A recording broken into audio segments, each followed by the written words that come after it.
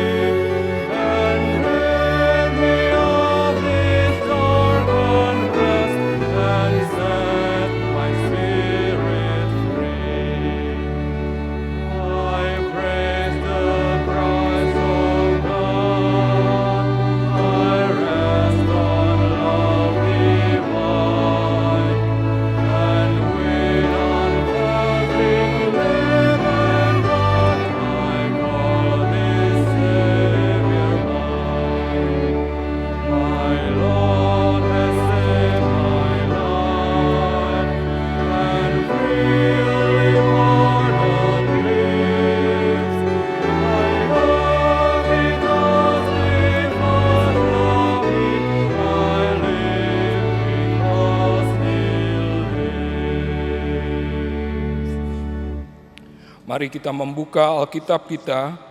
Pembacaan firman Tuhan pada pagi hari ini terambil dari Matius pasal yang ke-15, ayat yang ke-21 sampai yang ke-28.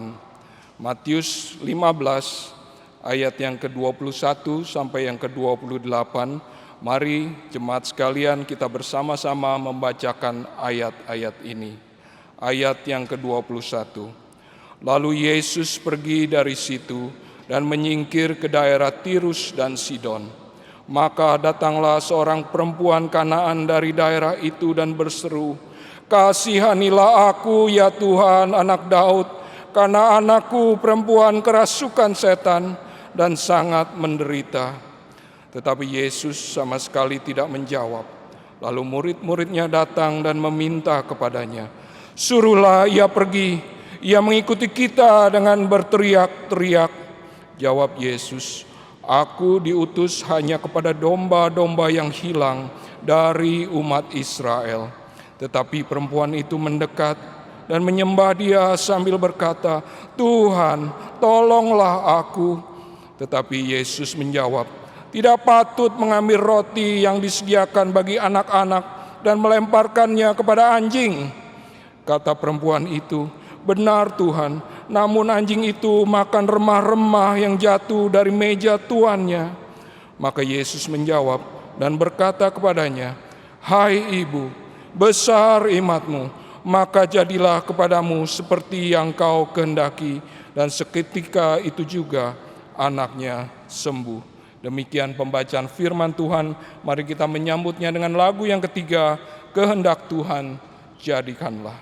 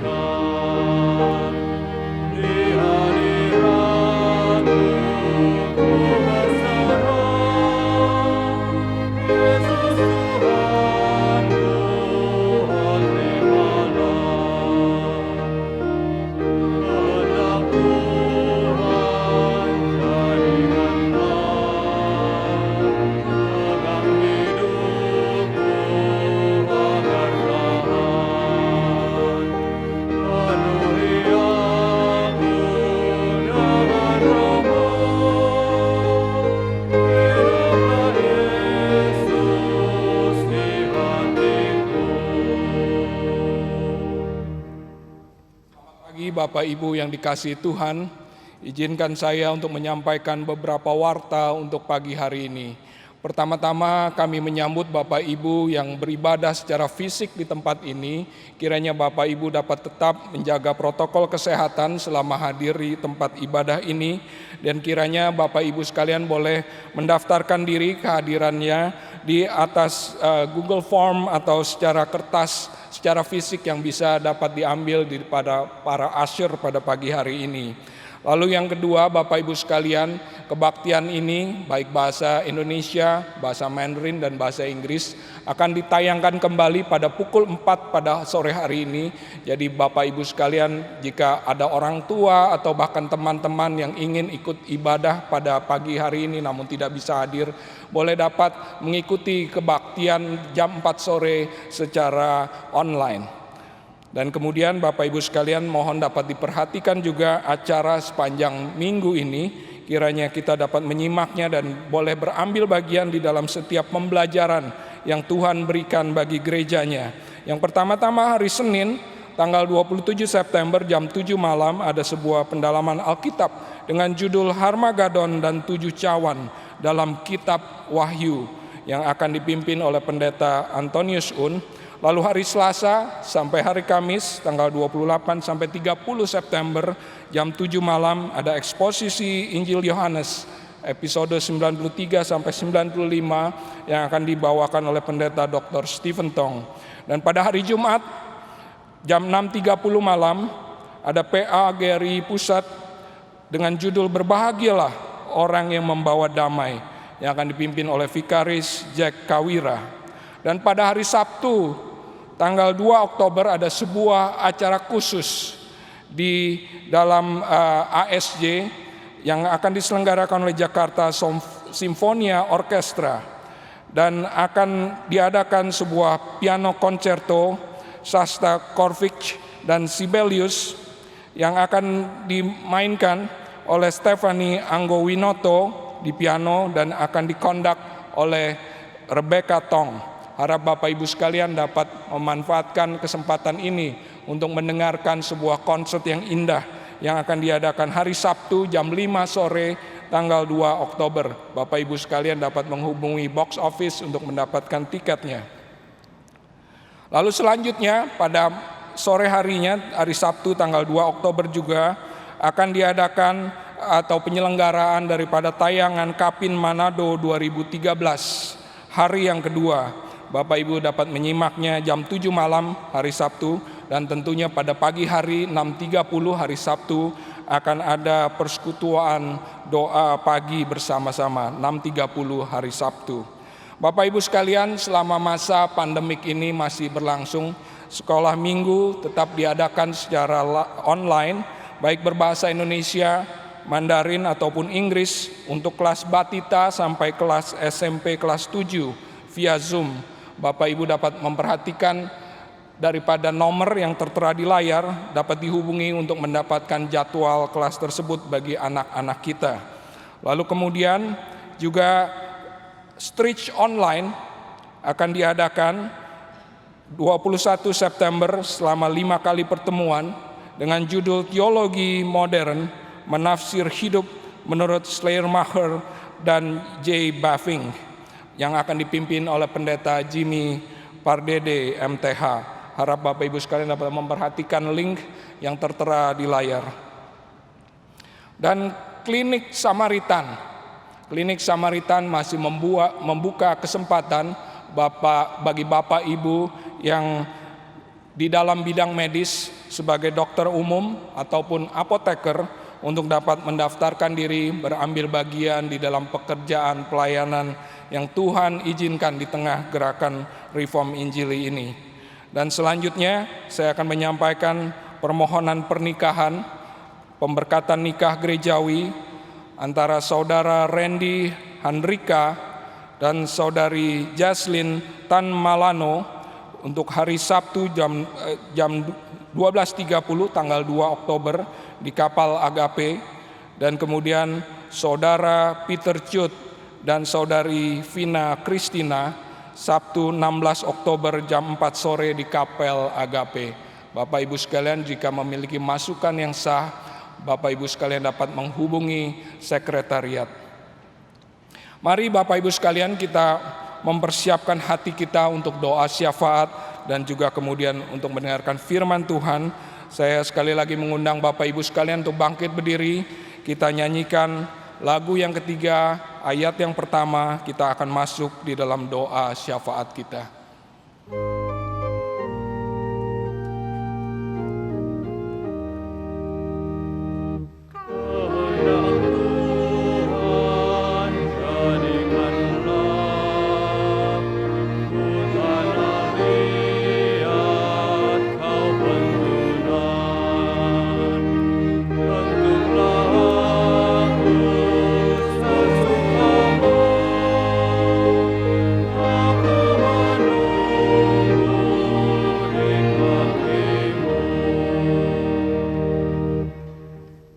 Tunduk kepala dan kita masuk di dalam doa.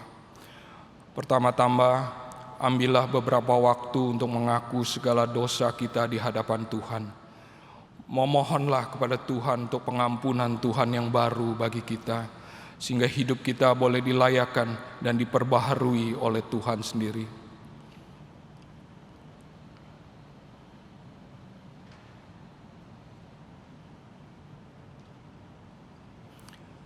Tuhan, kami percaya Engkau adalah Allah Bapa kami yang setia dan adil, yang mengampuni segala salah dan dosa anak-anak-Mu ya Tuhan. Kiranya pengampunan itu boleh Tuhan berikan kembali bagi kami, anak-anak-Mu ini, untuk terus ikut jalan Tuhan di dalam hidup ini. Kedua, mari kita berdoa bersama-sama untuk penginjilan di seluruh dunia. Baik di negara-negara yang begitu bebas Injil boleh diberitakan, namun umatnya begitu takut mengabarkan Injil. Walaupun ada negara-negara yang sudah begitu dapat diberikan berita-berita baik, namun banyak anak-anak Tuhan yang begitu gentar menyampaikan kabar sukacita.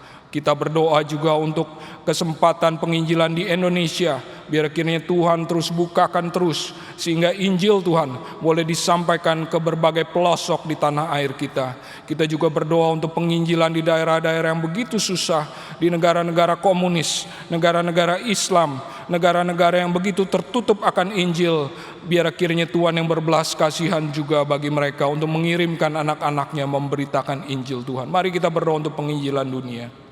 Bapa di surga, kami berdoa kiranya Tuhan terus boleh membuka pintu penginjilan bagi anak-anak-Mu bersaksi ya Tuhan. Di negara-negara yang begitu bebas seperti Indonesia yang masih boleh membuka diri bagi Injil Tuhan. Biar kiranya Tuhan boleh menolong anak-anak-Mu dengan penuh keberanian, dengan penuh cinta kasih daripada Tuhan. Membawa Injil Tuhan bagi anak-anak lain yang belum mengenal Tuhan. Orang-orang yang tersesat di dalam hidupnya, mereka boleh dijangkau oleh Tuhan sendiri melalui anak-anak-Mu ya Tuhan. Berdoa untuk tempat-tempat yang sulit ditembus, berdoa untuk negara-negara komunis, negara-negara Islam yang begitu menutup diri bagi Injil. Tuhan, Engkau sendiri yang boleh menolong Injil, tuh menolong anak-anak Tuhan, membawa Injil Tuhan ke daerah-daerah yang begitu sulit ini. Kiranya Tuhan boleh memberkati penginjilan di berbagai tempat. Biar kiranya kami dengan penuh setia dan ketaatan menjalankan panggilan yang Tuhan telah berikan bagi kami. Di dalam nama Tuhan Yesus kami serahkan doa ini. Mari kita juga berdoa untuk bangsa Indonesia. Pertama-tama biar kita mengucap syukur untuk pimpinan Tuhan di dalam kita mengendalikan pandemik COVID-19. Terima kasih kepada Tuhan karena Indonesia merupakan salah satu negara yang terbaik yang telah menghandle daripada COVID ini dengan begitu baik sehingga sudah begitu banyak turun di bangsa kita. Kita terus berdoa untuk negara-negara lain yang sedang di dalam kesulitan tantangan saat ini. Negara seperti Singapura, Australia, Amerika, dan berbagai tempat lainnya di dunia. Kita doakan biar akhirnya Tuhan yang boleh menolong mereka. Tuhan juga boleh menolong anak-anak Tuhan, saudara-saudari seiman kita yang mungkin masih di dalam segala kedukaan karena kehilangan daripada sanak saudara karena pandemik ini, ataupun dalam segala kesulitan ekonomi yang mereka alami karena masalah pandemik ini. Mari kita berdoa untuk mereka semua, kiranya Tuhan sendiri yang boleh berbelas kasihan bagi bangsa-bangsa di dunia dan juga bagi anak-anak Tuhan yang di dalam menghadapi berbagai tantangan. Mari kita berdoa. Bapa di surga, kami berdoa kiranya Tuhan yang berbelas kasihan boleh memimpin segala bangsa yang masih di dalam kesulitan tantangan mengalami pandemik ya Tuhan. Kami bersyukur untuk Indonesia yang Tuhan telah pimpin, yang telah dapat mengendalikan daripada COVID-19 ini dengan baik. Tuhan, ini semua anugerah penyertaan Tuhan. Kami tetap berdoa bagi para anak-anak Tuhan yang mengalami berbagai tantangan, di berbagai macam kesedihan karena telah ditinggalkan oleh sanak saudara karena akibat COVID ini. Tuhan terus hiburkan, berikan kekuatan dan pengharapan di dalam Tuhan.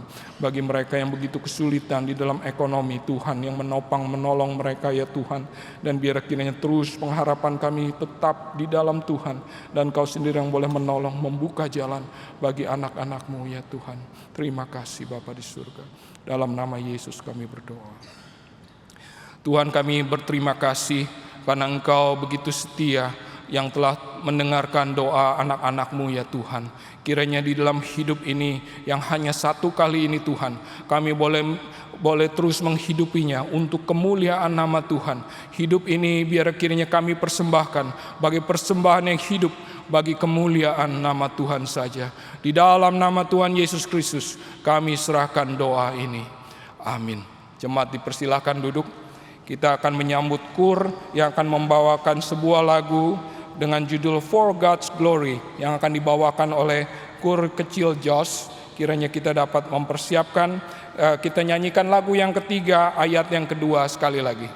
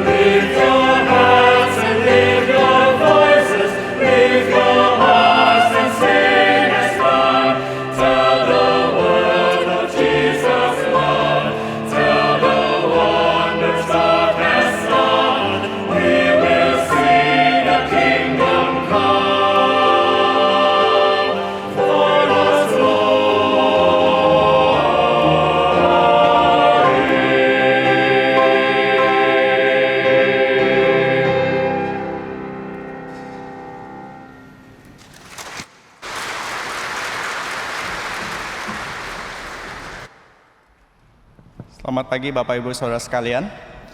Kita akan mempersiapkan hati kita menerima firman Tuhan. Kita sekali lagi menyanyikan lagu nomor yang ketiga.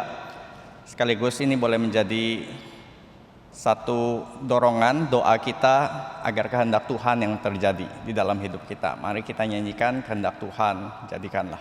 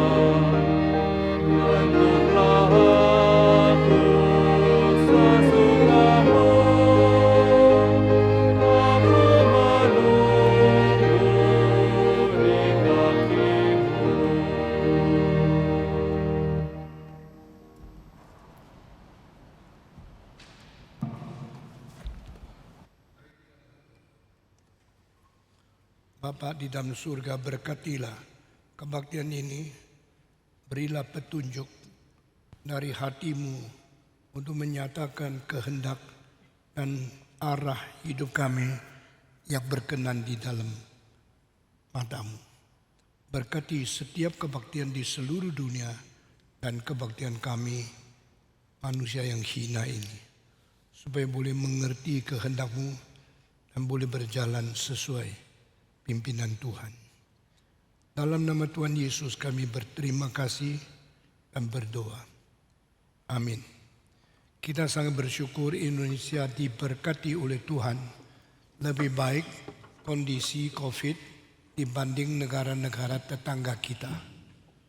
Anugerah Tuhan memberikan berkat kepada Indonesia dan harap semua anak-anak Tuhan di Indonesia boleh hidup memuliakan Tuhan dan boleh sungguh-sungguh menjaga kesehatan dengan baik.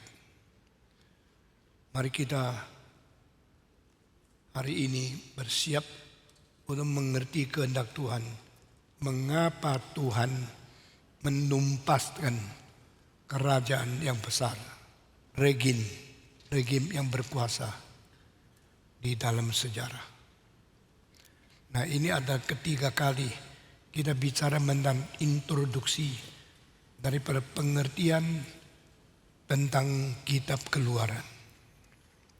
Di manakah pentingnya buku Keluaran di dalam seluruh sejarah?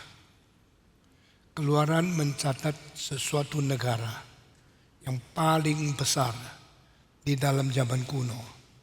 Tapi apa yang tertulis di dalam Keluaran tidak tercatat di dalam sejarah negara itu.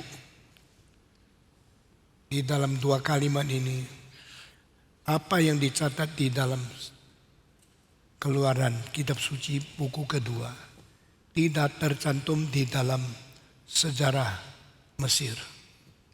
Di dalam kalimat ini sudah mengandung arti manusia tidak mau jalan Tuhan, tetapi Tuhan sebenarnya yang mau menumpaskan jalan manusia. Mesir sombong, Mesir bangga, Mesir mempunyai kuasa terbesar, melampaui semua kerajaan-kerajaan sebelumnya, dan telah meninggalkan hal-hal yang paling menakutkan sampai zaman sekarang. Selama 4.000 tahun, melebihi daripada sebelumnya dan menakutkan daripada sesudahnya. Di dalam sejarah 4.000 tahun ini, hampir tidak ada yang mengalahkan dia secara kekuasaan, secara keberhasilan, secara pemerintahan yang mengkagumkan. Saudara, manusia selalu anggap zaman akhir yang paling pintar, zaman belakangan yang paling maju. Manusia selalu merasa orang dulu bodoh-bodoh, tak ngerti apa-apa.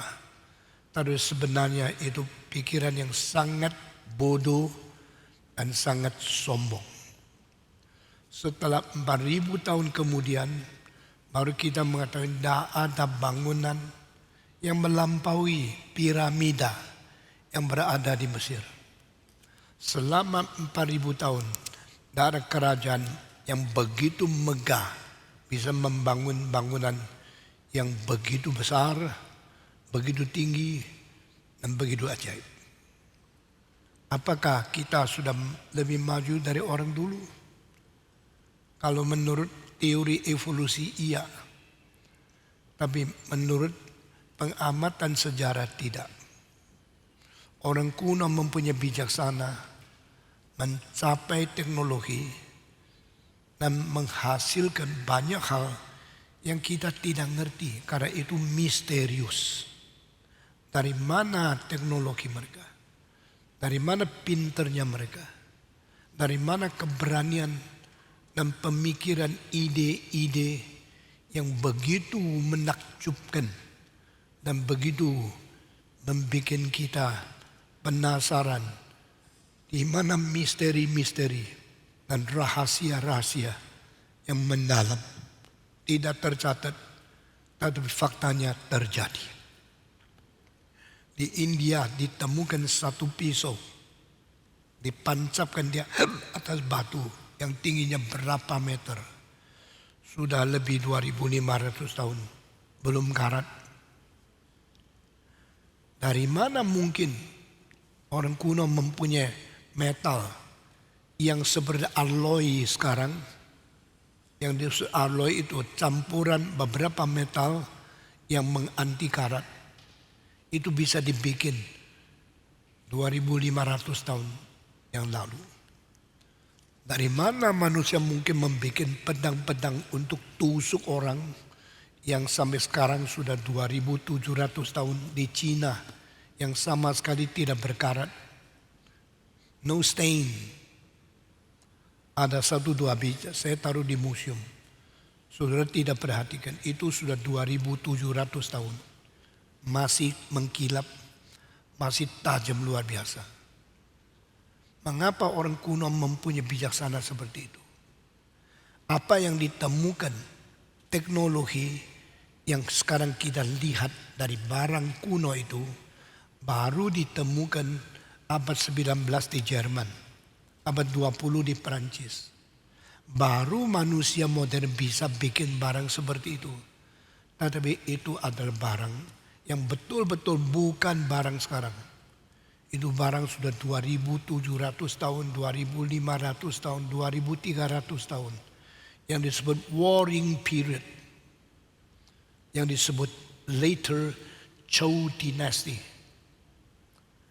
Saudara di museum bisa melihat ada kereta kecil yang 4 kuda di depan. Itu warnanya sedikit abu-abu tua, hitam-hitam, tapi bukan karat. Itu sama sekali masih mengkilap.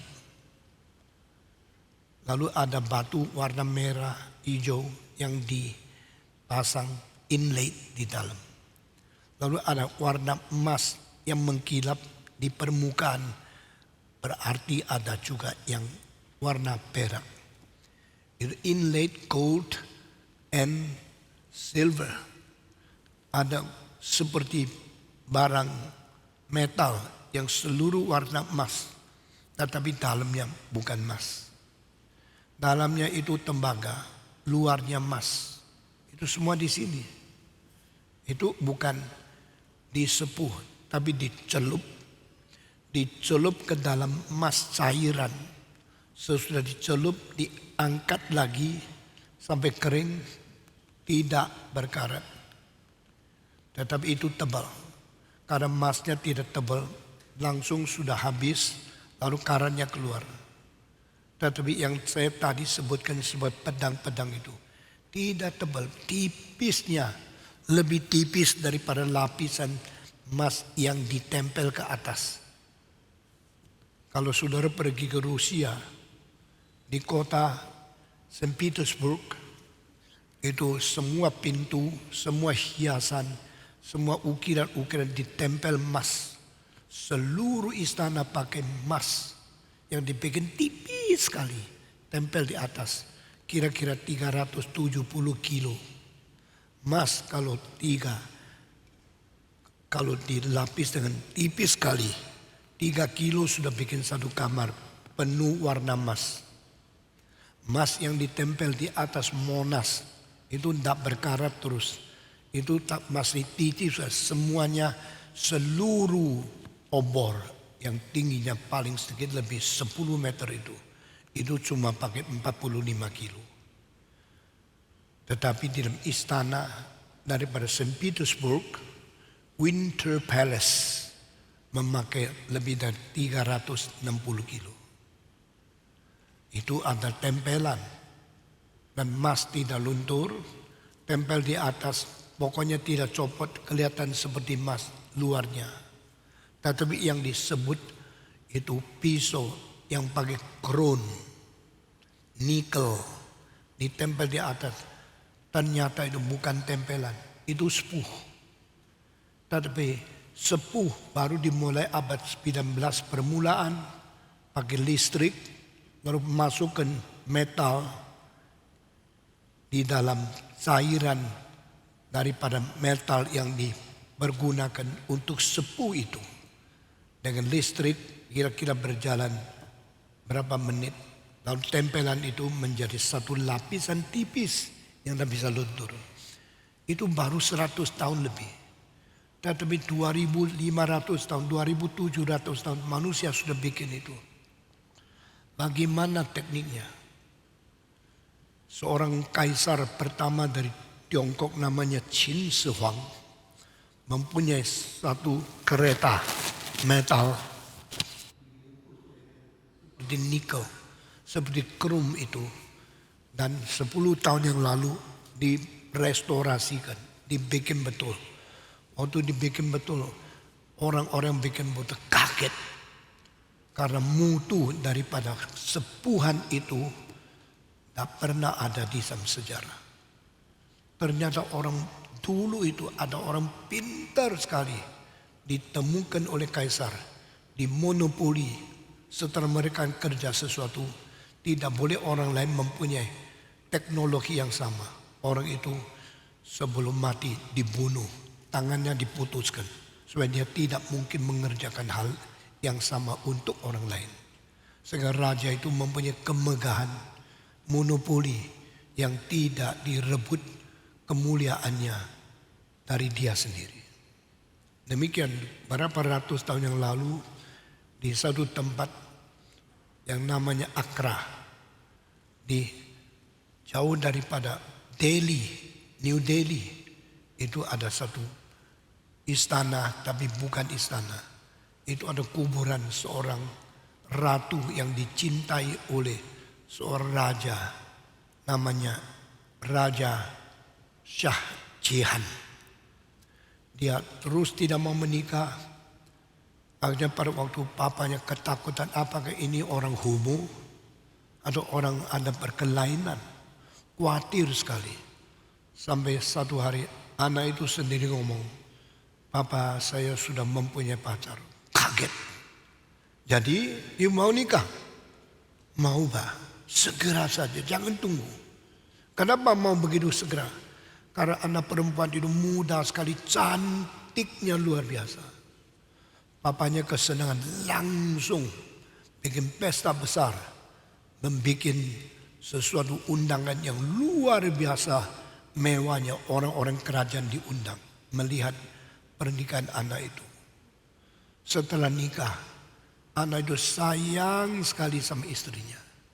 Saban hari dampingi istri. Tak pernah mau meninggalkan dia selama belasan tahun. Kenapa belasan tahun? Karena istri itu begitu dicintai. 1 tahun lahir 1 anak. 1 tahun lahir 1 anak. Terus lahir, tak pernah berhenti. Setiap tahun lahir anak. Sampai anak ke-14, Raja Shah Jihan itu mau pergi keluar perang. Istri dibawa karena tak bisa tinggalkan 1 hari. Terlalu sayang, lengket seperti cat sama lem. Suami istri pergi bersama-sama. Waktu itu istrinya hamil ke-14. Nikah belasan tahun, anaknya belasan. Waktu dibawa keluar dengan kereta yang sangat mewah, mereka sampai di tengah jalan. Anak itu mau lahir, terlalu sakit. Perempuan itu tahan keringat dan seluruh badan. Berkata, saya sudah tidak tahan, tahan lagi. Sebentar lagi kita boleh bawa pulang. Di tengah jalan dia melahirkan anak. Tengah-tengah melahirkan dia mati. Setelah perempuan itu mati, suaminya tak bisa terima. Tak bisa menjadi ditinggalkan. Sedihnya, susahnya. Tapi tak bisa bunuh diri. Tapi tak bisa mencintai istrinya lagi.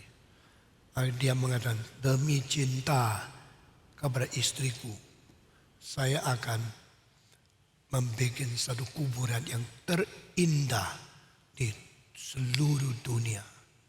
Memakai marmer yang paling mahal, kumpulkan dari seluruh negara India, diukir dengan ukiran teknik yang tertinggi, namanya Taj Mahal, TAJ Mahal. Kalau bisa dilihatkan itu. Ini Syekh Jihan, istrinya melahirkan 14 anak, dan itulah kuburan, itu bukan istana. Itu disebut bangunan yang terindah di dunia. Bangunan seluruhnya marmer dan semua ukiran telitinya. Yang bangun kira-kira 140.000 orang. Semua sudah jadi dipasang batu atas batu. Bikin halaman yang besar. Ada sungai di pinggir seluruh kuburan itu. Dan pintunya besar di tengah. Dalamnya berapa susun. Pinggir 2 baris. 2 baris vertikal, di depan 2, di belakang 2. Atasnya ada dom yang tingginya dari bawah sampai atas lebih daripada 40 meter. Dan barang ini sekarang menjadi bangunan yang paling menarik turis dari seluruh dunia pergi ke situ. Saudara-saudara, sesudah itu dia baru rasa dia sudah baik untuk istrinya. Dan dia mengatakan, saya mau dirikan satu lagi istana untuk orang hidup, saya sendiri tinggal di dalam. Di situ ada satu jendela, saya terus bisa melihat kuburan istriku yang putih ini. Itu yang hitam di sebelah, yang putih di sini. Setelah selesai semua tukang-tukang yang hebat, teknologi tinggi sekali. Sesudah itu mereka selesai bangun itu, semua jari dipotong. Supaya tidak bisa bikin lagi untuk orang lain. Karena dia mau monopoli keindahan kuburan satu-satunya di dunia. Lalu ribuan orang yang sudah kerja setengah mati, jadinya potong semua habis, tidak ada jari. Tuannya pulang menjadi manusia yang cacat. Orang bilang itulah kristalisasi cinta. Saya bilang no, itu kristalisasi kekejaman. Seorang raja mencintai istri satu orang, demi mencintai satu bisa mencacatkan belasan ribu orang lain. Itu bukan cinta. Itu adalah cinta manusia yang tidak ngerti cinta Tuhan. Alkitab mengatakan only God is love. Manusia yang tidak mengerti cinta Tuhan, hanya mengetahui bagaimana mencintai orang sendiri, lalu mengkejami, menganiaya, dan mencacati orang lain. Saudara-saudara, saya mau tanya, apa itu kuasa? Apa itu keberhasilan? Apa itu militer? Apakah itu politik? Apakah itu hukum? Semua kita tidak mungkin mengerti kecuali kita kembali kepada kitab Keluaran. Jangan anggap kitab suci kitab orang bodoh. Jangan anggap kitab suci buku kuno yang tidak ada sains. Jangan kira engkau hebat dan engkau boleh sembarangan menilai firman Tuhan. Kalau engkau di gereja lain saya tidak peduli. Engkau di GRI tidak saya izinkan engkau menghina firman Tuhan. Hanya melalui kitab suci ini, hanya melalui kitab Keluaran kita bisa interpretasi, mengerti apa hubungan kuasa manusia di dalam politik, di dalam militer, di dalam hukum, dengan kuasa yang lebih tinggi dari kuasa manusia di dalam politik, di dalam militer, di dalam hukum. Karena di dalam kitab Keluaran ada perbandingan antara manusia dan Allah. Siapakah manusia lebih kuasa dari Firaun di dunia? Waktu Musa hidup di dalam dunia, kira-kira 3.400 tahun yang lalu. The time when Moses still living in this earth, there's no power more higher than the power of Pharaoh. Tidak ada orang mempunyai kuasa lebih besar dari Firaun. Di dalam zaman Musa, tidak ada kerajaan lebih besar dari kerajaan Mesir. Dalam masa Musa, tidak ada militer lebih kuat dari militer Firaun. Dalam zaman Musa masih hidup, tidak ada hukum lebih hebat dari hukum Mesir. Tidak ada bangunan lebih agung dari bangunan Mesir. Seperti apa yang saya pernah katakan, waktu Musa masih hidup di dalam dunia, dia sendiri melihat piramid yang tingginya 170 meter di Giza.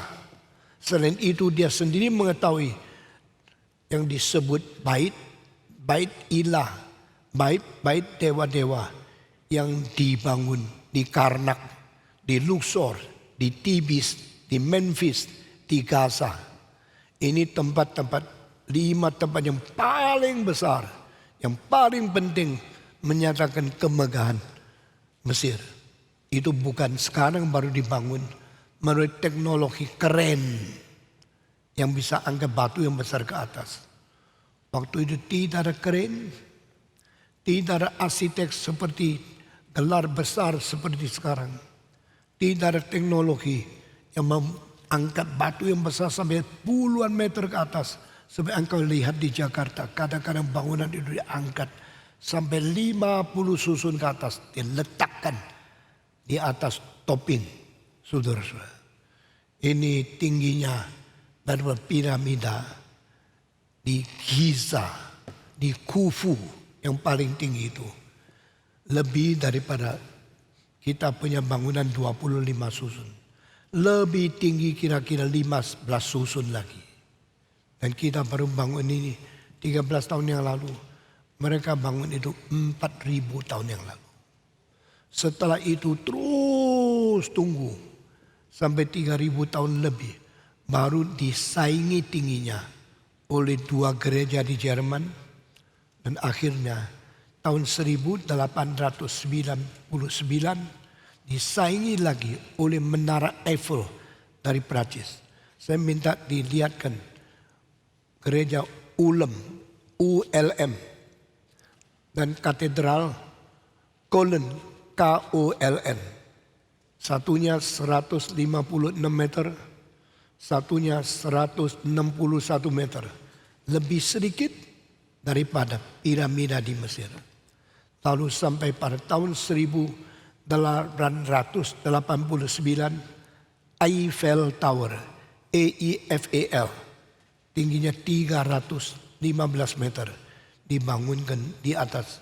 Barulah kita tahu manusia mungkin melampaui Mesir.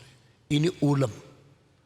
Pada waktu saya naik kereta api melewati Rhine River, mendadak goncang-goncang saya bangun.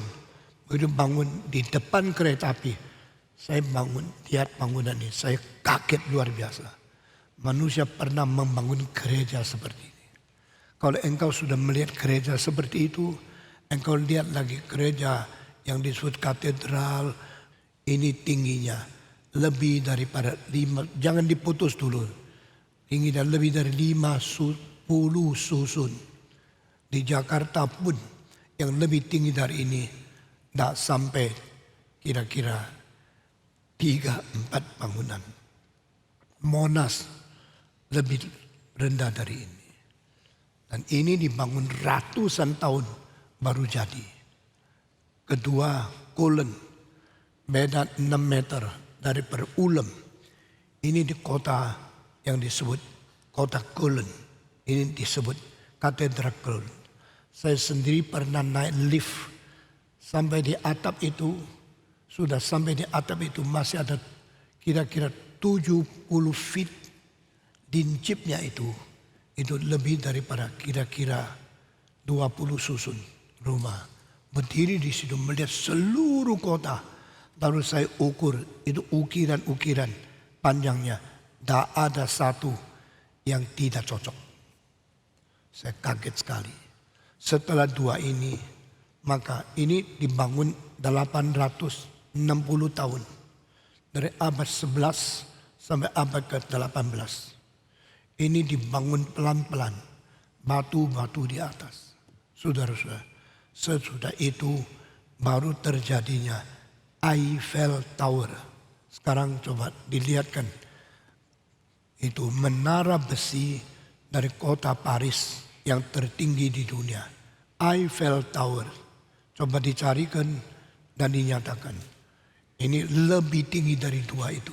Coba lihat manusia seperti semut di bawah. Saya sudah pernah naik ke menara ini 5 kali. Sejak saya umur 29, saya pergi lagi, ulang lagi, pergi lagi. Terakhir berapa tahun yang lalu, waktu saya naik sampai di atas. Sekarang saya kasih satu rahasia. Kalau engkau beli tiket naik lift sampai tempat atas itu, belilah satu macam paling mahal. Karena di tempat 110 meter, 100, yang pertama 56 meter, kedua kira-kira 120 meter, yang terakhir 300 meter itu. Ada 3 susun, engkau bisa macam 3. Tapi engkau sudah masuk ke tempat pertama, engkau pasti tidak puas. Begitu tinggi, begitu bagus, kalau lebih tinggi bagaimana? Engkau beli lagi, bayar tiket kedua kali, dan bayar tiket ketiga sampai paling atap, engkau rugi. Cara saya beli satu tiket langsung paling mahal ke tempat yang paling tinggi. Dan tibanya di situ kira-kira jam 5. Jangan pagi, jangan siang, jangan sore, tapi sore jam 5, jam 6. Karena apa? Kalau engkau begitu satu kali paling tinggi, beli satu tiket, jangan turun, 1,5 jam baru turun. Engkau bisa lihat 2 kali keindahan Paris. Pertama kali lihat jam 5, seluruh Paris masih terang benderang. Tidak ada lampu, tapi bangunan semua indah. Setelah jam 7 jangan turun, engkau masih bisa melihat pandangan Paris malam. Semua lampu sudah nyala. Itu cara tour yang paling pinter. 1 kali tiket, 2 kali pandangan. Lihat siang dan lihat malam. Ini cara saya mengerti kota-kota. Saudara-saudara, ini semua baru mengalahkan piramida tadi. Dan piramida bukan sekarang, bukan abad 19, adalah dibangun kira-kira 2000 tahun sebelum Yesus lahir. Waktu Yesus kecil, karena mau dibunuh oleh itu Herodes, maka malaikat berkata kepada Yusuf, bawalah anak, larilah kepada Mesir, karena itu Herodes mau membunuh dia. Maria dan Yusuf menggendong bayi yang kecil sampai di Mesir. Itulah pertama dan hanya satu-satunya kali Yesus ke dunia, keluar dari tanah Yudea, pergi ke negara orang lain. Hanya satu kali. The Son of Man come to seek and after the lost sheep of Israel. Anak manusia datang untuk mencari dan menyelamatkan domba-domba Allah yang tersesat di negara Israel. Saudara-saudara, waktu Yesus di Mesir, piramid sudah ada. Waktu Musa di Mesir, piramid sudah ada. Apalagi sekarang. Pendeta kita cuma satu, Rudi, yang sudah pernah melihat piramid dan pergi ke Mesir dan tempat yang lain. Waktu dia ada satu kali ada kesempatan ke Eropa lewat Istanbul. Patung, saya mau ke Istanbul. Saya bilang, Rudi, saya belum pernah ke Istanbul. Tapi kalau engkau pergi, jangan lupa lihat 4 tempat. Pertama, Hagia Sophia. Kedua, Blue Mosque, dekat cuma 300 meter. Ketiga, engkau pergi lihat akan banyak masjid yang terbesar di dunia dan melihat satu istana namanya Topkapi. Sesudah itu kadang waktu mampir pasar besar di Konstantinopel, yaitu Istanbul. Dan dia catat semua, dia pergi. Pulang kasih tahu saya, luar biasa. Lalu saya juga pernah bawa banyak hamba Tuhan pergi mengelilingi tempat itu. Ini semua orang kuno, kerajaan lama, mempunyai bijaksana, mempunyai pengertian teknologi yang begitu hebat. Saya tidak mengerti. Manusia jangan sombong. Tuhan memberikan manusia, menciptakan yang menurut peta teladan Allah itu satu-satunya makhluk yang mempunyai bijaksana setinggi, sedalam, lebih daripada semua binatang. Karena kita dicipta seperti Tuhan Allah. Saudara-saudara, apakah kelebihan daripada Mesir? Kelebihan itu dimengerti oleh seorang filosof namanya Plato. Plato meninggalkan Athena waktu dia umur 28. Dia murid Socrates dan dia tidak pernah berhenti studi di bawah Socrates. Karena dia merasa gurunya begitu pintar dan dia tidak ngerti apa-apa. Maka dia terus menjadi murid dari Socrates 8 tahun tidak mau tamat-tamat.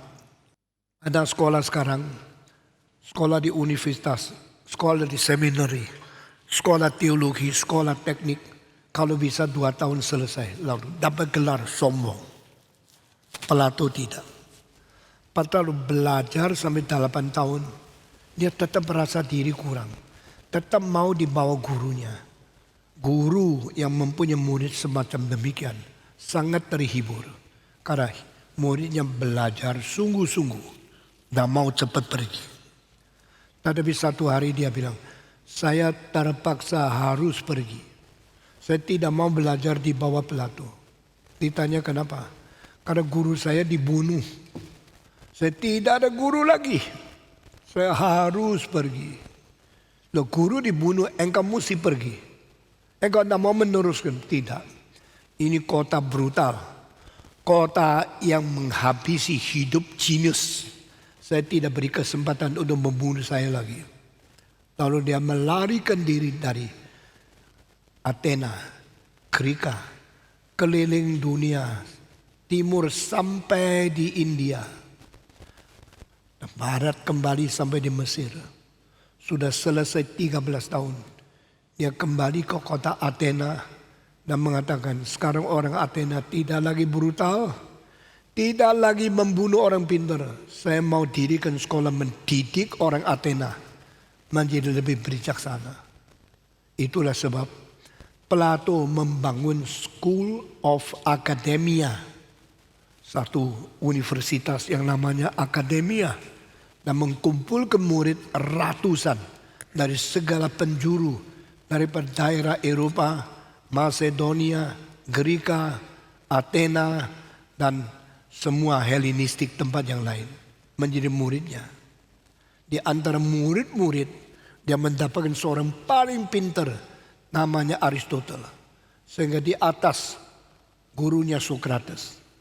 Di zaman yang sama, dia lebih nonjol lain namanya Plato. Di bawahnya murid yang paling pintar Aristoteles.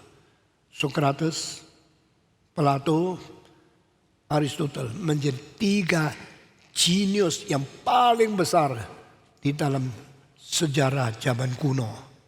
Dan semuanya di Greka. Meskipun Aristoteles turun dari Macedonia, tapi Macedonia tetap disebut sebagian daripada pen Greek, orang-orang Greka juga.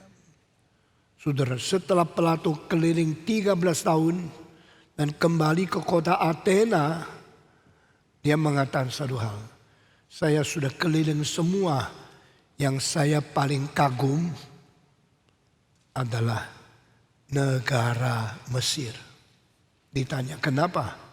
Mereka mempunyai peraturan, hukum, dan pengadilan yang sangat-sangat tinggi dengan semua law, hukum yang sangat ketat, dan pengaturan pengelola tanah bijaksananya luar biasa.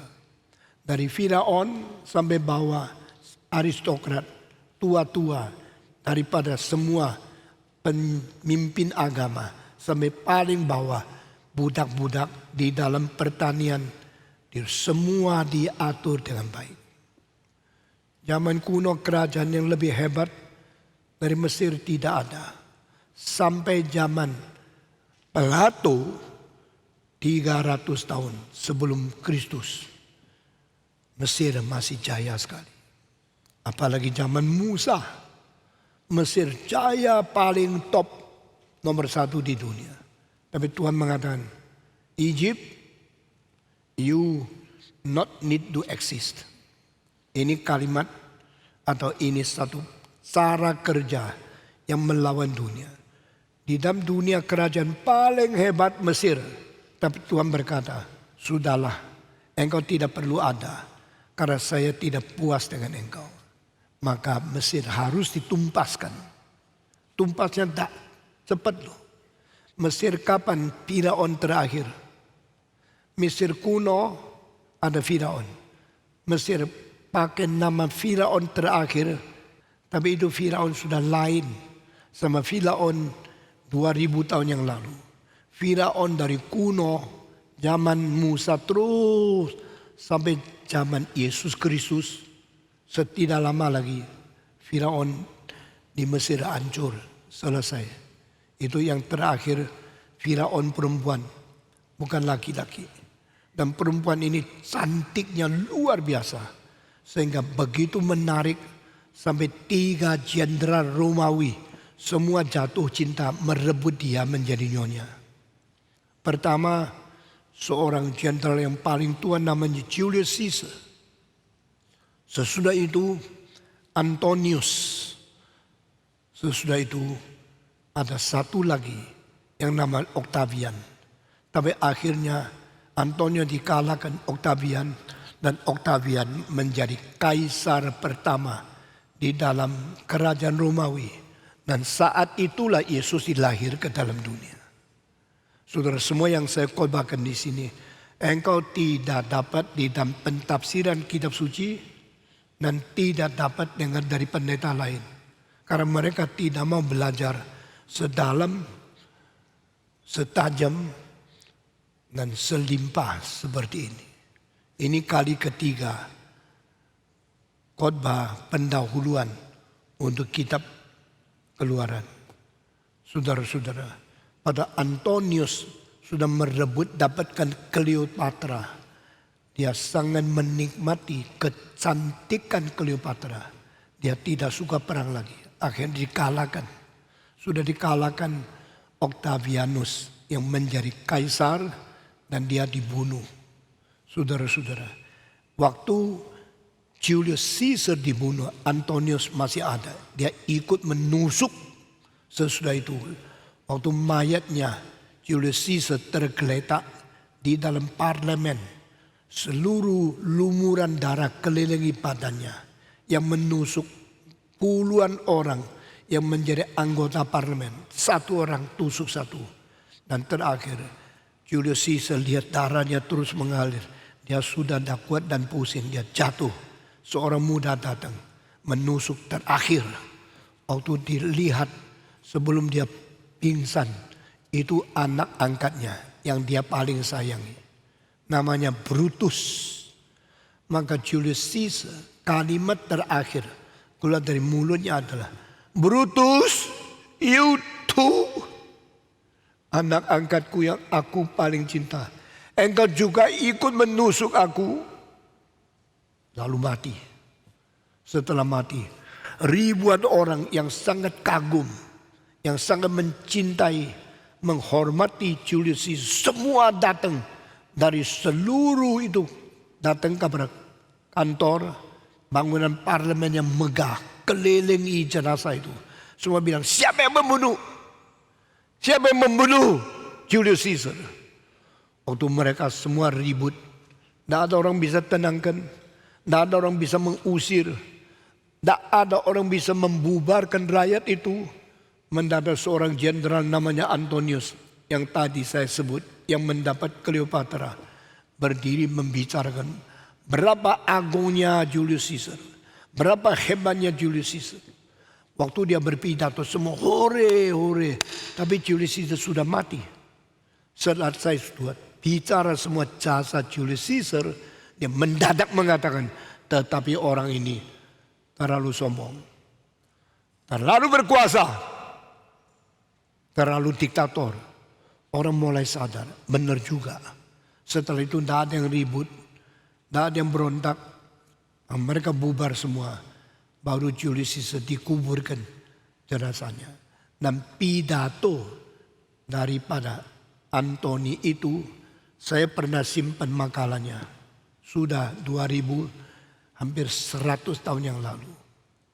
Saudara-saudara, akhirnya Antonius terlalu terpersona oleh Kleopatra, menikmati seks, tidak mau perang, akhirnya dia kalah dan dia dibunuh. Baru waktu itu orang yang namanya Augustus merebut kuasa daripada Romawi yang menghancurkan Mesir, mematikan Kleopatra. Kleopatra akhirnya membunuh diri dengan pegang seekor ular berbisa untuk menggigit dia sampai dia mati karena kena racun dari ular kobra itu. Nah, ini sejarah menakutkan. Kita kalau baca kita baru tahu kerajaan-kerajaan itu tidak banyak yang dihancurkan dari tentara luar. Karena kerajaan itu semua mempunyai tentara yang lebih kuat daripada musuhnya. Sehingga mereka tidak gampang dijatuhkan dari luar. Kerajaan-kerajaan kebanyakan hancur karena di dalam diri sendiri tidak beres. Ini kalimat dari seorang filosof yang paling terkenal pada tahun 1926 di dalam abad ke-20. Yang namanya adalah orang Prancis. Dia dan istrinya, dua orang tulis buku, The Story of Philosophy. Buku itu saya punya bahasa Inggris, saya punya bahasa Mandarin, saya meneliti daripada orang Perancis. Akhirnya ke Amerika menjadi orang mempunyai citizenship di Amerika. Dan buku itu dia dan istrinya. Istrinya namanya Ariel. Dan nama dia sendiri adalah, saya sementara lupa, buku itu menjadi bestseller di dalam, ya, Will Durant. Will Durant, Story of Philosophy. Dia tulis dan sebagian besar dari bahan dari istrinya Ariel Durant. Saudara-saudara, saya kembali kepada tema hari ini. Mengapa Tuhan Allah harus mentumpaskan, menurunkan kuasa daripada kerajaan yang besar? Sekarang kita melihat dengan mata sendiri, Soviet sudah diturunkan oleh Tuhan. Tiongkok sekarang mau menjadi nomor 1 di dunia. Ekonominya sudah menjadi nomor 2. Teknologinya masih nomor 3. Saya lihat daripada manusia mau apa? Mau rebut kuasa tertinggi, sama seperti kerajaan Romawi mengalahkan kerajaan Mesir. Lalu Augustus, yaitu Octavianus, dia merebut kuasa lebih daripada Cleopatra, lalu meraja dunia. Mesir akhirnya sudah ribuan tahun mulai turun, mulai reda, mulai hancur. Dan Romawi take over, mengambil alih kuasa daripada Mesir dengan menjadikan Cleopatra nyonyanya kaisar daripada Romawi, lalu merebut tanahnya, merebut pemerintahnya, merebut kuasanya. Waktu itu Mesir sudah lemah, seperti orang hampir mati, sudah sakit keras. Romawi menjadi jago, hebat. Augustus sebelum dia mati mengatakan satu kalimat, "The day when I begin my power and my regime in Rome, Rome is built with bricks." Waktu saya pertama-tama masuk ke kota Romawi, jadikan kerajaan Roma regim saya. Seluruh kota Roma dibangun dengan bata-bata. When I ends my power, waktu saya memberhentikan kuasa saya setertua, Rome was built by all the marble. Seluruh kota dibangun dengan marmer. Seluruh kota ganti pembentukan dengan marmer. Ini kalimat terakhir dari Augustus. Kuasa terbesar direbut. Dia menjadi orang paling tinggi, paling sombong. Kita melihat dunia ini banyak kerajaan, banyak pemerintah, banyak kuasa yang ingin menjadi nomor 1 di dalam sejarah. Tapi Tuhan mengatakan, no. When you are very arrogant, when you are too proud, I will pull you down. I will decrease your power. Ini satu cara Tuhan bekerja.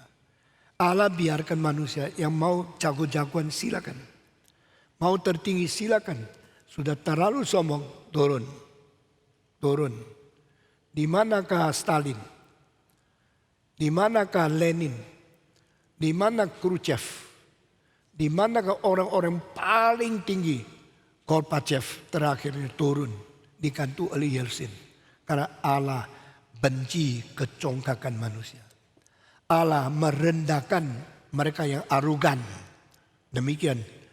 Itulah sebabnya Musa harus pergi ke Firaun dan berkata, "Let my people go. They will walk 3 days to the wilderness and worship me, Jehovah, to be my people." Tuhan membangkitkan bangsa. Tuhan menjatuhkan bangsa. Tuhan membangkitkan kerajaan baru. Tuhan menghancurkan kerajaan yang sombong. Dari sejarah kita lihat jangan jelas sekali.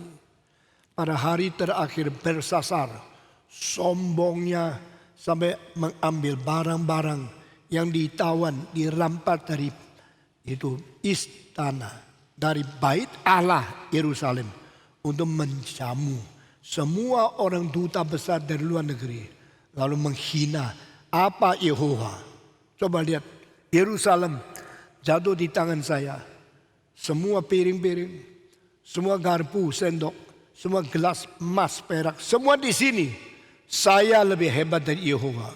Waktu dia sombong, Tuhan berkata, Mini, Tikel Ufarsin, berhentilah, berhentilah kuasamu.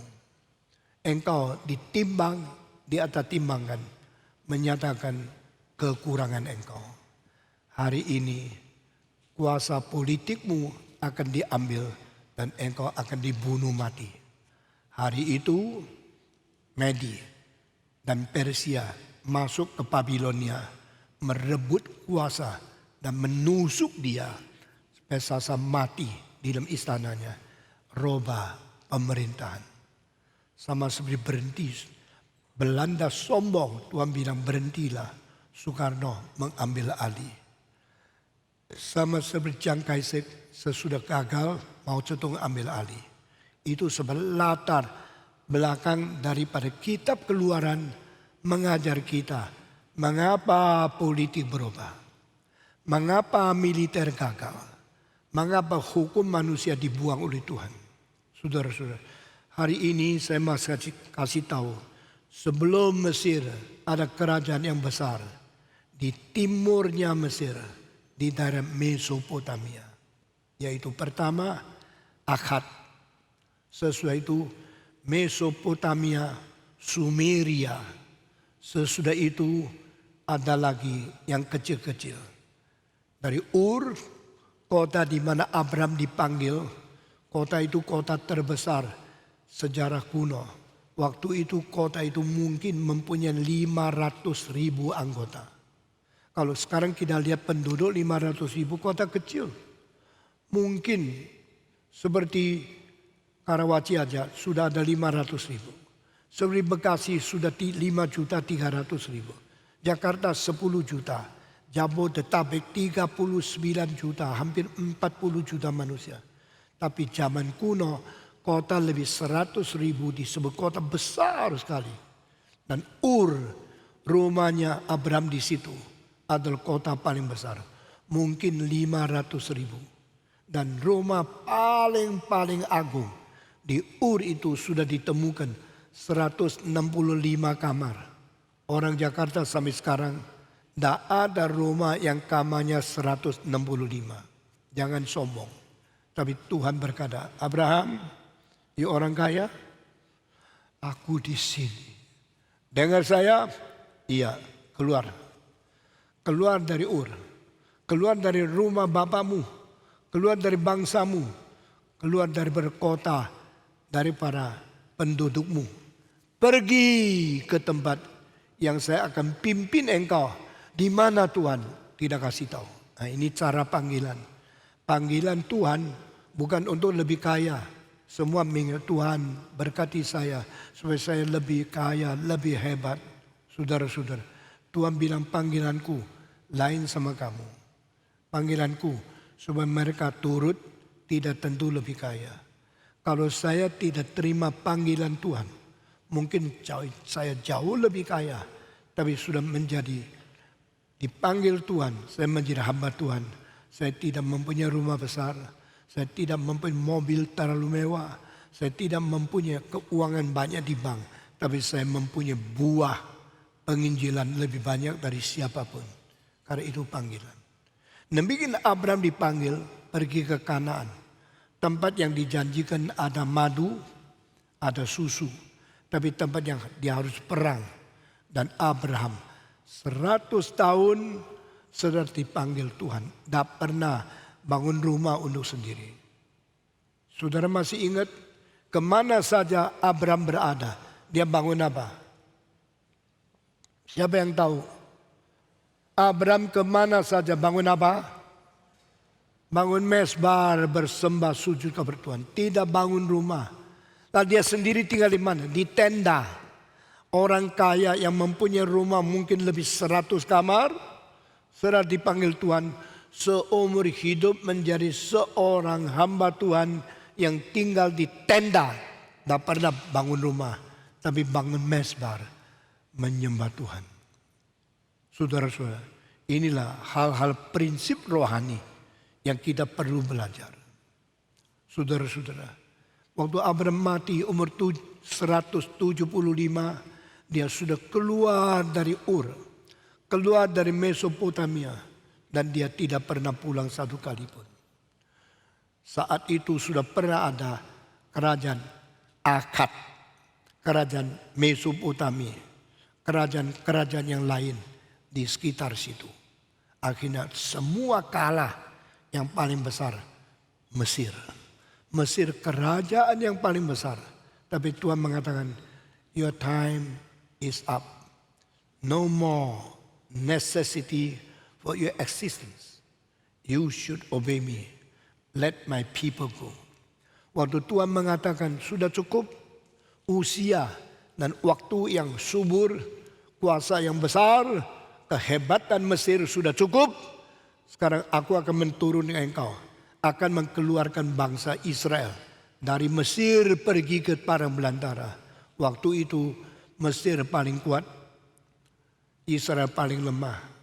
Mesir kerajaan, tetapi orang Israel cuma menggembalakan sapi, domba, kelas yang paling rendah. Karena di Mesir, orang-orang Mesir menghina mereka yang punya kambing, domba, sapi.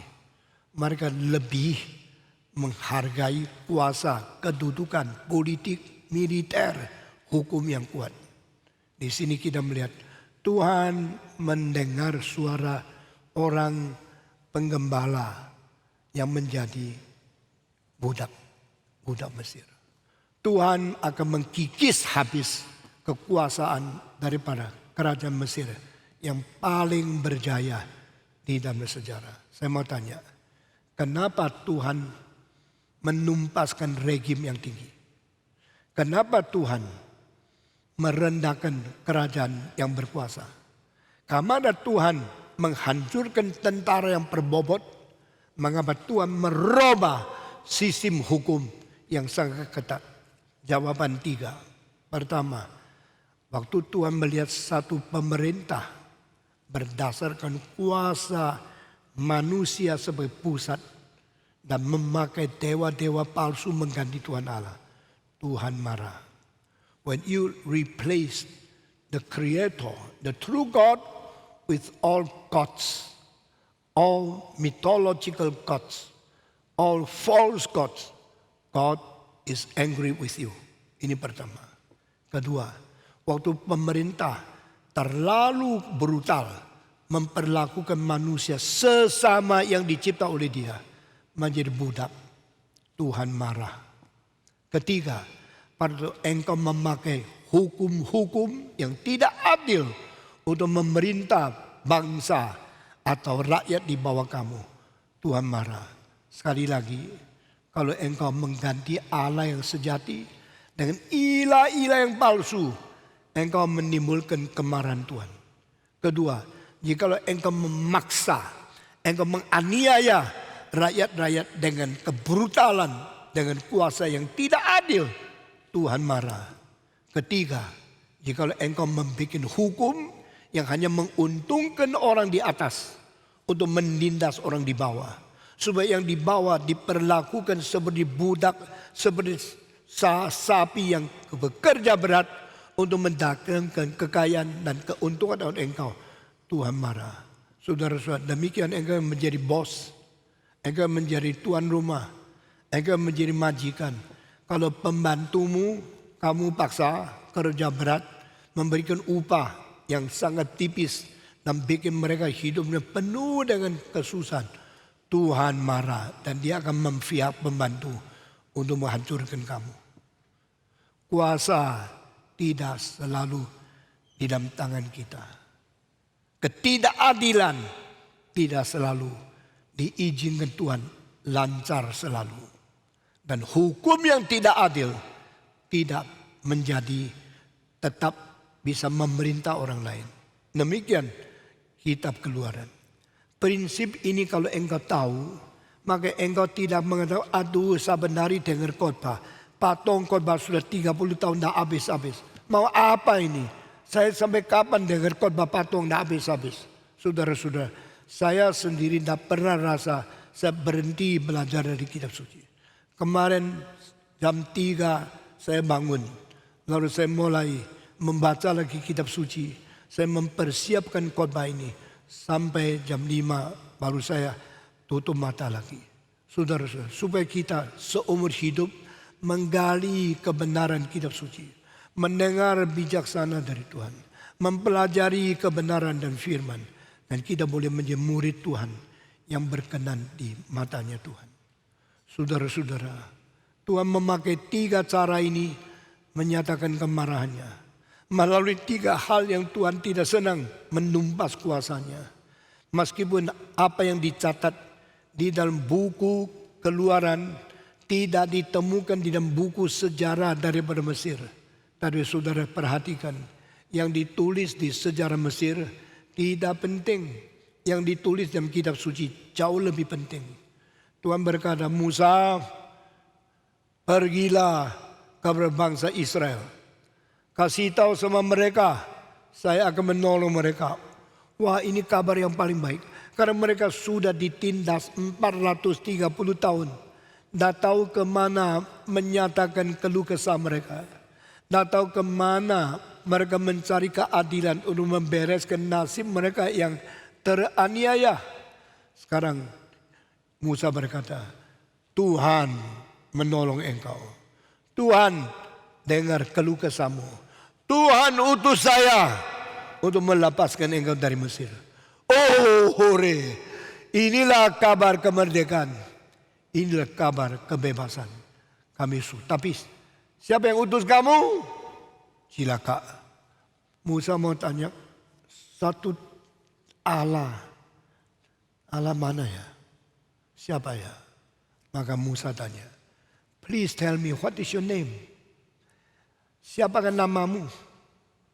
Namamu apa? Lalu saya bisa jawab orang Israel, ada Allah yang suruh saya datang menyelamatkan, membebaskan engkau. My name is I am who I am. Akhair, asyal, akhyar. Dari bahasa Ibrani berkata, aku adalah yang berada pada sendiri, berada dari selama-lamanya, berada sampai selama-lamanya. Aku adalah eksistensi pada diri, dan pernah berhenti dari kekal sampai kekal. Kasih tahu sama orang Israel, Tuhan Allah yang ada pada diri sejak kekal sampai kekal mengutus aku dari kemari. Jadi mengutus saya bukan kaisar, yang mengutus saya bukan jenderal, yang mengutus saya bukan orang mempunyai kuasa militer, tapi yang lebih daripada itu, Allah yang kekal mengutus saya untuk melepaskan engkau. Oh, mereka dengar, aku Yehovah, aku Allah yang kekal, aku yang ada pada aku diri untuk selama-lamanya berada, datang kepada engkau. Maka orang Israel baru tahu, sekarang yang memimpin mereka bukan manusia, adalah Allah yang berada dari kekal sampai kekal. Apakah Firaun dari kekal sampai kekal? Tidak. Firaun dilahirkan oleh papa mamanya. Setelah papa mati, mereka berjasa. Setelah mereka berkuasa, mereka akan mati. Anaknya meneruskan. Mereka bukan orang kekal, tapi yang utus adalah lebih daripada raja, lebih dari pemerintah, lebih daripada jenderal, lebih dari kuasa militer. I am who I am. Those people, tell them, I am God, the eternal existing God. Now send you to Pharaoh, send you to release, to free the Israel people. Maka Musa dapat kekuatan. Aku diutus oleh yang kekal, yang berada pada sendiri, yang belum pernah tidak ada, yang incontingent, berkata, aku akan melepaskan engkau. Inilah adalah kitab suci. Saudara, kitab suci suruh kita yang menjadi orang Kristen bersandar kepada yang berada dari kekal sampai kekal. Jadi Tuhan kita. Maka kita lepas diri dari dosa. Tidak usah takut militer, tidak usah takut politik, tidak usah takut hukum manusia. Meskipun Tuhan suruh kita takluk di bawah mereka, tetapi kuasa mereka dari Tuhan Allah. Kalau Allah mau ganti regim, kalau Allah mau menukarkan dinasti, kalau Allah mau berhentikan kuasa satu pemerintahan, gampang sekali. Tuhan berkuasa lebih besar dari itu. Seperti Uni Soviet hancur. Seperti Mesir hancur. Seperti Babilonia hancur. Karena yang lebih berkuasa dari kaisar-kaisar itu adalah Allah sang pencipta langit dan bumi. Kita mengerti kitab suci. Bukan mendengar cerita-cerita mitos omong kosong orang Yahudi. Tapi mendapat prinsip bagaimana Allah memerintah di dalam dunia ini. Sekarang saya mau tanya. Di mana Babylon? Sudah tidak ada. Di mana Assyria? Sudah tidak ada. Di mana Persia? Tidak ada. Engkau pergi ke tempat namanya Mosul. Itu tempat di mana dulu tempat Babylon berada. Engkau pergi ke tempat di Irak. Engkau menemukan tempat dan di Damaskus dan tempat selanjutnya. Niniwe dulu berada di situ. Engkau pergi ke tempat Persepolis di mana Ahasverus dulu berada. Ini semua orang sungguh-sungguh. Semua kaisar yang betul-betul ada. Tapi mereka semua sudah mati. Engkau bisa menemukan tempatnya Julius Caesar. Tempatnya Augustus. Yaitu Octavianus. Tempatnya Antonius. Tempatnya Cleopatra. Tempatnya daripada Ptolemik. Kakaknya yang laki-laki. Semua itu kaisar sudah tidak ada. Engkau bisa menemukan kuburan Mao Zedong di Tiongkok. Tidak menemukan kuburan Washington ada di Amerika. Engkau bisa menemukan kuburan dari orang kaisar-kaisar. Waktu saya berada di Rusia, saya tidak pernah pergi mengunjungi kuburan pemimpin-pemimpin. Kecuali lewat Red Square, saya melihat itu tempat kuburan daripada Lenin yang akhirnya akan dipindahkan. Tapi saya ke Rusia, saya pergi mengunjungi banyak kuburan Tolstoy. Lalu daripada orang seperti Glinka, seperti Mussorgsky, seperti Rimsky-Korsakov, Tchaikovsky, dan orang-orang yang disebut Turgenev, dan orang-orang yang disebut sebagai Gorky, penyair, pemusik, komponis, sastrawan yang besar. Saya kunjungi kubur mereka satu-satu. Di Inggris saya pergi kunjungi kuburan daripada Isaac Watts, daripada George Frederick Handel, daripada William Shakespeare, daripada Henry Purcell, dan semua sastrawan yang besar. Saya mengunjungi. Karena saya kira mereka berjasa lebih besar.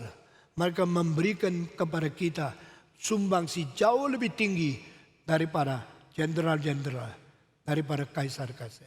Di Vienna saya pergi mengunjungi kuburan Beethoven, kuburan daripada W.E. Mozart, dan kuburan daripada Johannes Strauss, musikus-musikus yang besar. Saudara-saudara, sekarang di mana Mesir? Sudah tidak ada Firaun. Firaun terakhir siapa? Pada zaman Yesus, zaman Paulus. Ada seorang Firaun yang terakhir wanita yang namanya Cleopatra. Menurut seorang sarjana dan seorang penyair daripada Perancis menulis satu buku namanya Pensos, yaitu Pensaees. Di dalam buku itu maka seorang yang menulis, yaitu seorang pujangga yang bernama Blaise Pascal, mengatakan Cleopatra begitu cantik sehingga mukanya dia, kalau hidungnya lebih panjang setengah senti saja, sejarah dunia akan berubah. Karena tidak secantik itu, banyak jenderal tidak cinta dia, maka Mesir tidak mungkin jatuh di dalam kerajaan Romawi.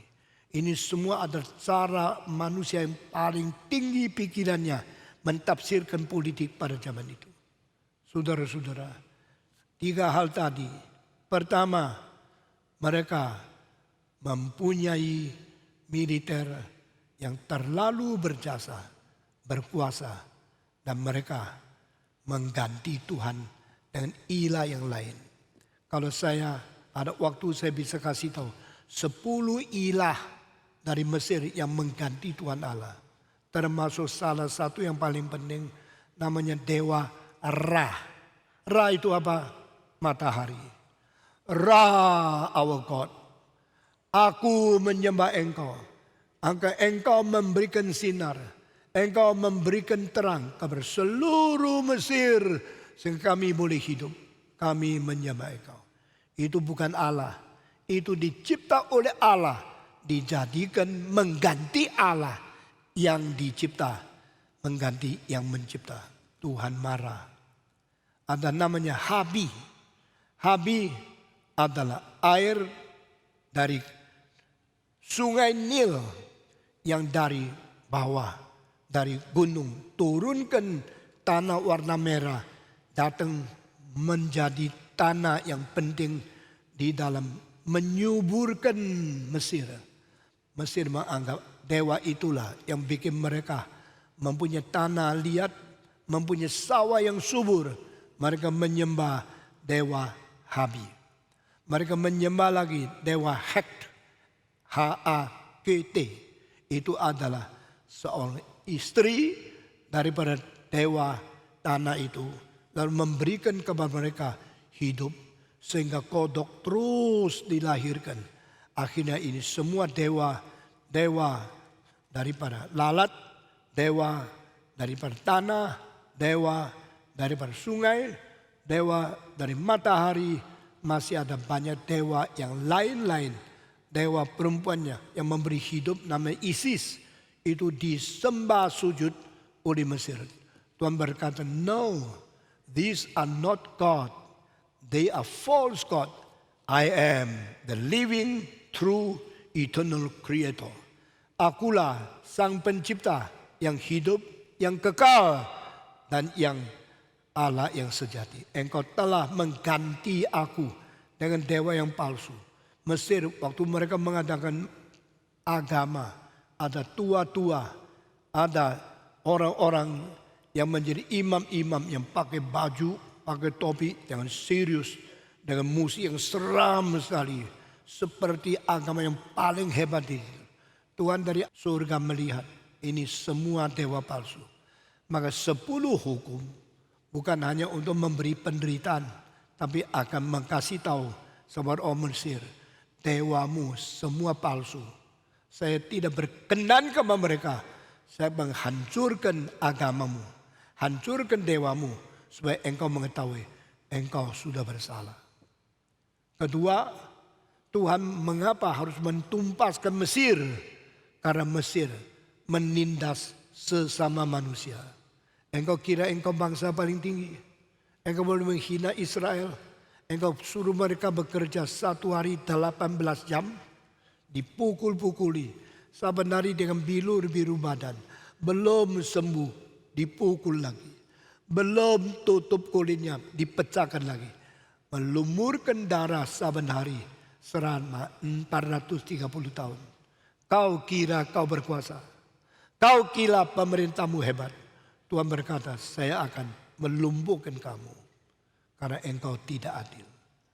Saudara, ketiga, hukumnya tidak beres. Saya mau tanya, hukum di dunia ini ada berapa sumber? Engkau tidak peduli dan tidak menyelidiki. Tetapi dengar khotbah, hati-hati. Ini semua memberi bijaksana kepada. Di dalam dunia ini, hukum hanya ada 2 dasar. Pertama, orang di atas bikin hukum untuk menindas orang di bawah. Dan peraturan ditetapkan oleh majikan, oleh raja, oleh orang berkuasa untuk mengikat orang di bawah. Seperti kantormu, jam berapa mesti masuk, jam berapa keluar. Kalau engkau sakit, boleh kerja atau boleh bebas. Kalau engkau hamil, tetap masuk kantor atau tidak. Peraturan-peraturan ini kalau ditetapkan oleh majikan yang manusiawi, majikan yang penuh pengertian, manusia yang mengerti kalau engkau sakit tidak usah masuk kantor, kalau engkau hamil engkau tidak usah masuk kantor, itu majikan yang baik. Tapi majikan yang kejam akan menentukan peraturan-peraturan yang tidak manusiawi, peraturan-peraturan yang menindas, merebut hakmu, sehingga engkau kerja seperti sapi perah. Engkau tidak mungkin mempunyai kebebasan, tidak mempunyai uang UMR yang cukup. Itulah seluruh dunia memikirkan pemerintah harus manusiawi. Di Indonesia memberikan ketentuan. Jakarta, satu orang kerja paling sedikit, dia punya gaji 1 bulan harus 4 juta lebih. Kalau di Jawa Timur 2 juta lebih. Karena apa? Di sini perongkosan lebih berat, harus diberi lebih cukup. Demikian semua peraturan itu harus ada ketentuan yang manusiawi. Tetapi kalau raja menentukan dengan hukum yang keras, dengan ketidakadilan, dengan penindasan yang tidak menghargai kemanusiaan, Tuhan ikut marah. Karena 3 hal ini, maka Tuhan berkata Musa pergi ke Firaun, saya akan marah kepada dia. Itu sebabnya 10 hukuman, 10 tula turun ke dunia. Jika engkau ingin menjadi seorang yang diberkati oleh Tuhan, jangan memperbudak pembantumu, jangan menyiksa pegawaimu, jangan mengurangi gaji mereka, dan jangan memberi penderitaan yang melampaui kemungkinan manusia terima. Karena Tuhan akan marah. Inilah ajaran yang paling penting. Maka kita pelajari. Hari ini saya akan berhenti di sini. Minggu depan baru kita mulai bicarakan 3 tula yang pertama. Air menjadi darah. Kedua adalah katak-katak naik ke atas pantai mengganggu istana dan seluruh orang di Mesir. Ketiga adalah nyamuk-nyamuk atau semacam kutu-kutu yang menggigit di seluruh badan Mesir. Itu ada makna-makna yang artinya besar sekali. Kiranya Tuhan memberkati kita, mempersiapkan hati menerima hukuman di dalam kitab suci. Sehingga mengakibatkan kita lebih takut, lebih rendah hati, lebih manusiawi hidup itu di dunia untuk memperkenan Tuhan dan menjadi berkat bagi sesama manusia. Mari kita berdoa. Semua tunduk kepala, kita masuk dalam doa. Dan saya minta Heru naik ke atas, pimpin kita dalam doa untuk mengerti prinsip yang penting dari kitab suci ini, bagaimana kita taat kepada Tuhan. Bapa dalam surga, kami bersyukur ya Tuhan, kami melihat Engkau adalah Allah yang maha kuasa, yang mengatasi segala kuasa di dalam dunia ini. Tetapi Engkau juga adalah Allah yang peduli kepada umat-Mu, yang membebaskan umat-Mu daripada penindasan. Karena itu kami berdoa ya Tuhan, bagi bangsa-bangsa yang kuasa-kuasa yang masih menindas, biarlah mereka boleh belajar untuk merendahkan diri, takluk kepada Engkau. Demikian juga kami ya Tuhan, boleh belajar daripada apa yang sudah dipaparkan. Kami boleh menjadi umat yang taat, yang setia, yang belajar daripada anugerah belas kasihan Tuhan. Terima kasih ya Bapak, Tuhan sertai untuk firman Tuhan, baik di gereja ini, di gereja-gereja di tempat yang lain, agar kami boleh menyembah Tuhan lebih lagi. Dalam nama Tuhan Yesus kami berdoa dan bersyukur. Amin. Mari kita semua berdiri. Kita akan mengiklarkan iman rasuli beserta orang-orang Kristen di dalam setiap zaman, di dalam setiap daerah di seluruh dunia. Mari kita semua mengiklarkannya. Aku percaya kepada Allah, Bapa yang Maha Kuasa, Khalik langit dan bumi, dan kepada Yesus Kristus, Anak yang tunggal Tuhan kita, yang dikandung dari Roh Kudus, lahir dari anak darah Maria, yang menderita sengsara di bawah pemerintahan Pontius Pilatus, disalibkan, mati dan dikuburkan, turun ke dalam kerajaan maut, pada hari yang ketiga bangkit pula dari antara orang mati, naik ke surga, duduk sebelah kanan Allah, Bapa yang Maha Kuasa, dan dari sana Ia akan datang untuk menghakimi orang yang hidup dan yang mati. Aku percaya kepada Roh Kudus, gereja yang kudus dan am, persekutuan orang kudus, pengampunan dosa, kebangkitan tubuh dan hidup yang kekal. Amin. Silakan duduk Bapak Ibu sekalian. Mari kita menyanyikan lagu yang keempat dan kita boleh berespon dengan memberikan persembahan kita.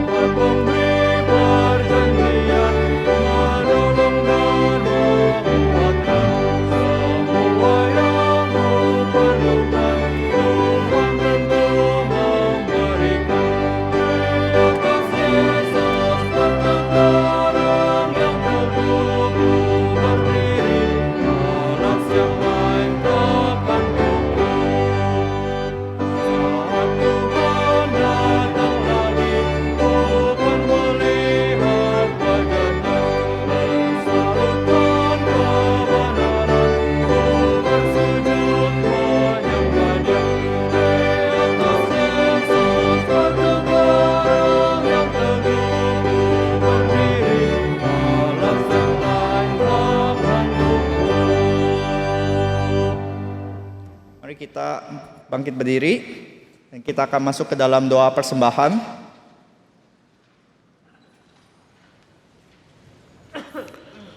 Mari kita berdoa. Bapa kami dalam surga, terima kasih Tuhan untuk anugerah Tuhan, untuk pimpinan Tuhan dan penyertaan Tuhan di dalam kehidupan kami. Kami bersyukur pada pagi hari ini, kami masih diberikan kesempatan untuk datang beribadah kepada Tuhan dan mendengar kebenaran firman-Mu Tuhan. Kiranya firman Tuhan boleh terus-menerus menopang iman kami dan mengarahkan hati kami untuk senantiasa bersandar kepada Kristus yang tersalib. Kami juga mengucap syukur untuk kesempatan yang masih Tuhan berikan kepada kami untuk mendukung pekerjaan Tuhan melalui persembahan.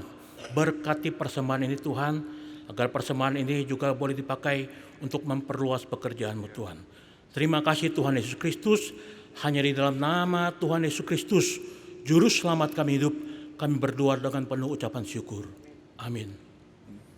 Dengan tetap bangkit berdiri, kita menaikkan doksologi dan kita memohonkan doa berkat.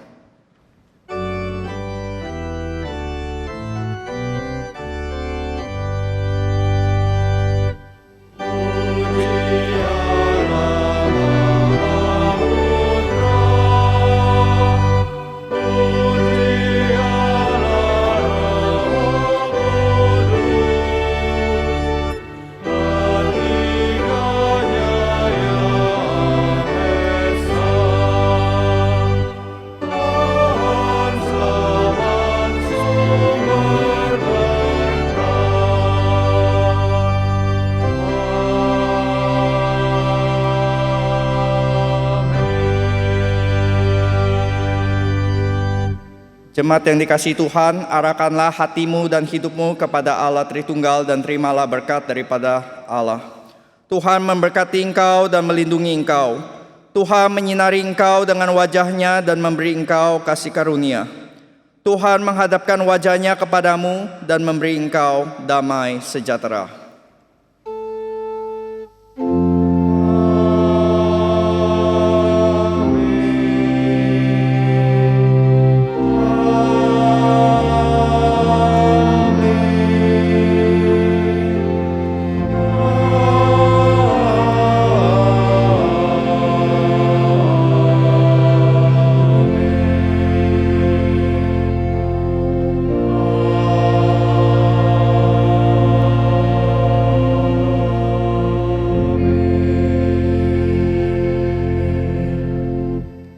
Silakan duduk, silakan mengambil saat teduh, kebaktian selesai. Tuhan memberkati.